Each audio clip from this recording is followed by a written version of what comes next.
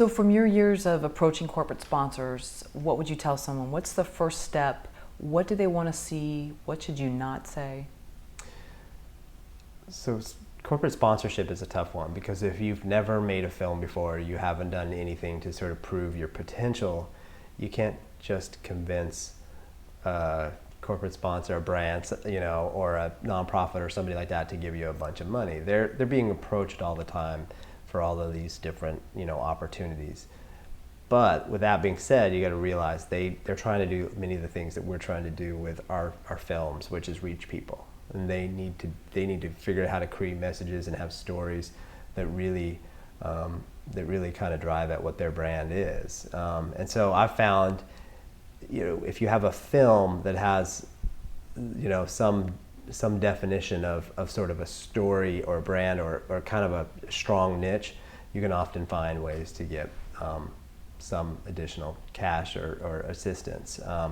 I think that it's important, if you're going at it first time, you don't have a body of work, to find somebody that does, to find a way to build up your team and your documentary, or your film that you're making, so that you can find a way to say, hey, let's get this company involved. And they'll take us more seriously. It's pretty easy to attach a name of a producer or a director or an actor or somebody. Like this business is all about that. Unfortunately, you need that sort of expertise on something. So it's gotten easier for me as I went, because I've had multiple films and I can set them down right in front of them. That being said, I also think you've got to have a story for your own story that you're trying to tell. And that story needs to match with that company's sort of approach. It needs to fit in, or it needs to surprise them and excite them and make them go, oh, okay, that's the way it is.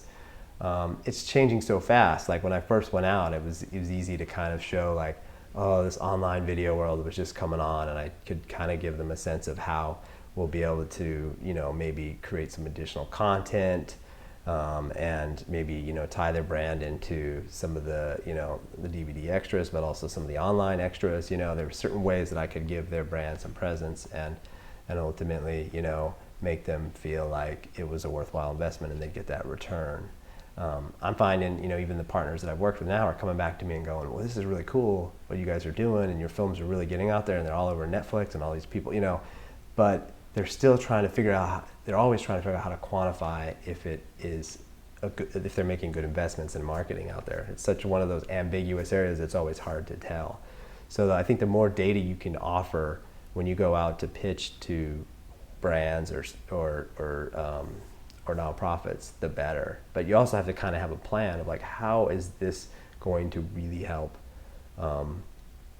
help an entity that is trying to serve its people? How are you going to help them ultimately reach their goals with what you're trying to put out there? And there's a lot of ways. I mean, when you look around, I'd say definitely have a nice little presentation. You don't have to make it very long, but at least a sheet or two that really kind of looks good, spells out, how this film is going to help the brand have some reach. And it's not just about like product placement or putting a logo on a website or a logo on a box. I mean, there's so many ways now that brands are, and nonprofits are trying to sort of work with true, authentic stories to ultimately better what they're trying to do in their cause. So I've personally made it a point to try to work with brands that I like, and that kind of relate to the nature of my films. I like to inspire people to live fuller lives.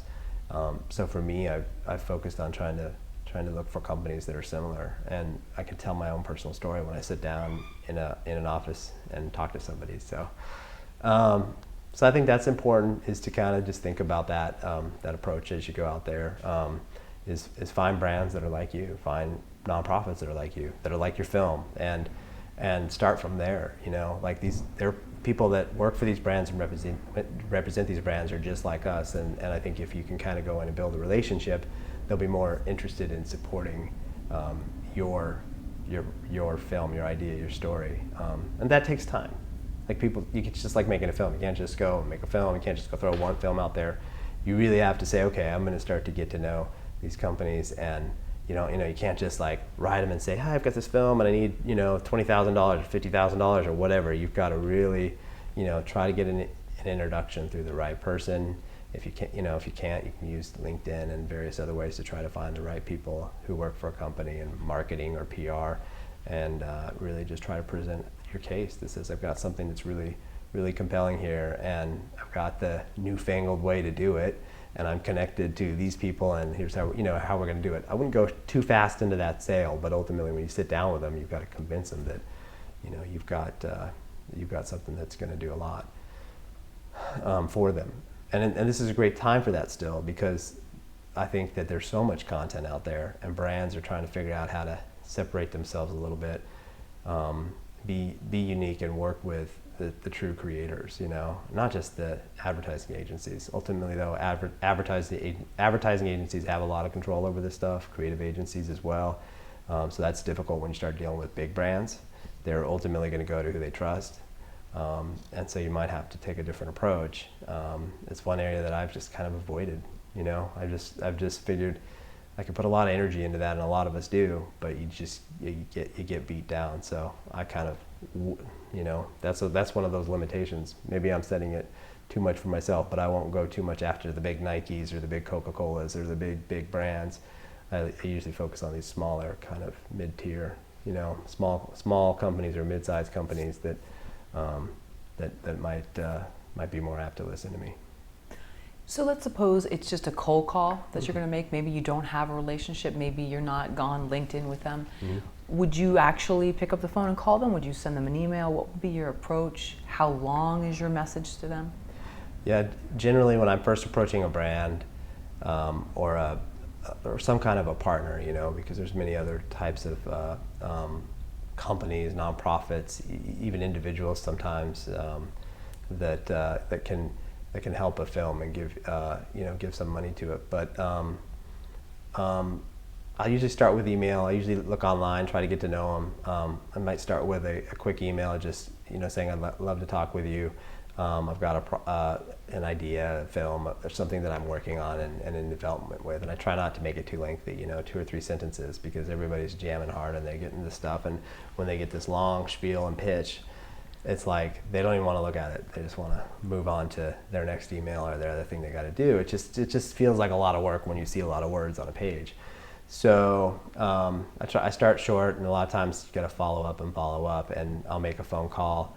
Every once in a while I do call like a main phone number at a company. I was actually thinking about approaching Smuckers for Walter, because they sponsor the 100-year-old birthdays with Willard Scott on the Today Show, and so I was like, well, I was trying to figure out how to put this together, and truthfully I just didn't find the time yet to do that. But my approach there would have been, I can call Smuckers and see who would be best to talk to in their PR department or their marketing department. And once you give them an idea, they'll often give you an email or patch you through to someone, and you can leave them a quick message.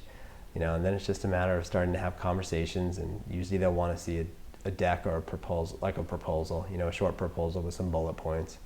And I wouldn't spend too much time stressing over that stuff. Like, definitely get some ideas put together, and have some good verbiage, and kind of spend some time tweaking and see what works and doesn't work. But over time you'll find that some of these people will be honest with you, and you'll get a sense of what they want or what they don't want, and hopefully you can get to the point where you're closing some money. I mean, you're always going to get so many things like, oh, we've already spent all our budget, or no, this just doesn't really line up with our strategy this year. We're really focused on this thing or that thing. And I find that those are usually quick ways to get rid of you, but at the same time they're probably true. If you hear that, you go, okay, well, if they're saying that, what can I derive from that? Maybe there's some insight or some clue.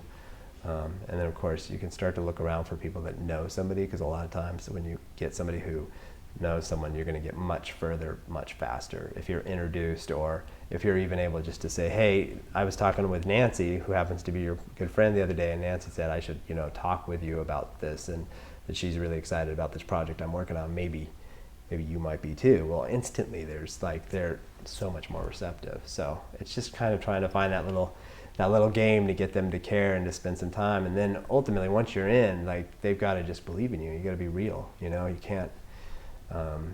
can't be too fake. And they're used to sniffing out lots of fake proposals that aren't gonna really go anywhere. So it's a bit of energy. Definitely block off some time to really go for it, and don't give up, because it will take time. You're gonna make a lot of calls and put out a lot of emails before you start to see any checks written. At what point, though, should someone move on to the next sponsor? I mean, if you've left numerous messages, do you still take that as a maybe in your mind? No, I move on. I probably give up too soon, too many times. I definitely, it's one of those things. We're in the process of raising money right now for a film called Coming Clean, and we have the initial money in, and that's closed, and that's been great, but we have a lot of different sort of possibilities, but they're all just sort of lingering. So it's getting easier now to at least get people not to just like to listen to a pitch, and then they're sort of like hanging in there like, oh, this sounds good. We've got a number of sponsors that are hanging in the sort of wings waiting. They haven't committed, but they're interested, and we're finding that it's easier to get these sponsors to listen to our initial pitch. And so I find, like, with that, though, it's like, I'll follow up to a certain point, but then I just have to keep going on, and I realize that maybe if they're not committing anything, that they're not interested. But so much of this is about educating them. Like, when you're starting to talk to smaller companies that don't have whole departments that deal with these types of proposals, you really have to be able to get it, and that's why you can get somewhere if you spend the time to educate them and help them realize that these films are reaching their audience. These films or these projects, a lot of times it's not just a film, it's a multimedia experience, transmedia, different, level of content that's ultimately going to, hit their audience in the way that they can't hit them by just throwing ads all over the place. That's what a lot of these places are trying to do. They're really trying to, and they're also trying to develop new audience.